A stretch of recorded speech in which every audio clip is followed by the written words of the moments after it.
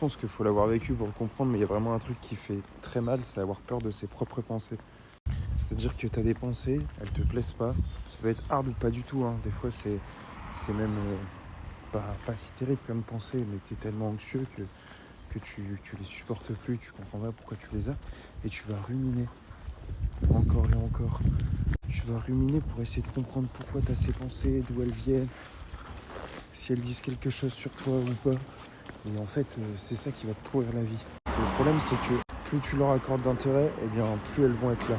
Plus tu les retournes dans tous les sens, tu t'arrêtes pour les regarder, et bien plus elles prennent de la place. Plus la réaction émotionnelle que tu as quand elles arrivent est forte.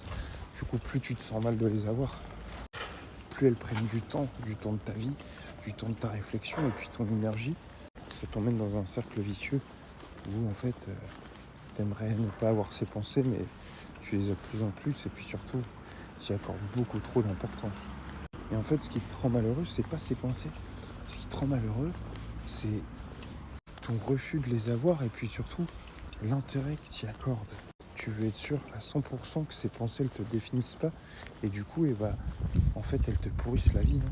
Tu es en train de ruiner ton existence. Et en fait, c'est que dans l'action que tu te prouveras que ces pensées ne te définissent pas parce que c'est en réussissant à y accorder de moins en moins d'importance, de moins en moins de temps, qu'elles vont perdre leur pouvoir. Qu'elles vont perdre leur pouvoir émotionnel, qu'elles vont perdre le pouvoir de t'agripper et de te faire ruminer pendant des heures. Et quand je te parle d'agir, je te parle de te concentrer sur tes souhaits, tes rêves, tes envies, sur des activités. C'est de faire plutôt que de penser. Et petit à petit, tu vas voir qu'en fait, tu peux faire plein de choses même en ayant ces pensées. Et à la fin, ce que j'ai défini, c'est ce que tu fais, pas ce que tu penses. Si tu veux une aide ou un soutien personnalisé pour réussir à t'en défaire, n'hésite pas à prendre contact ou bien à regarder ma vidéo. Allez, ciao.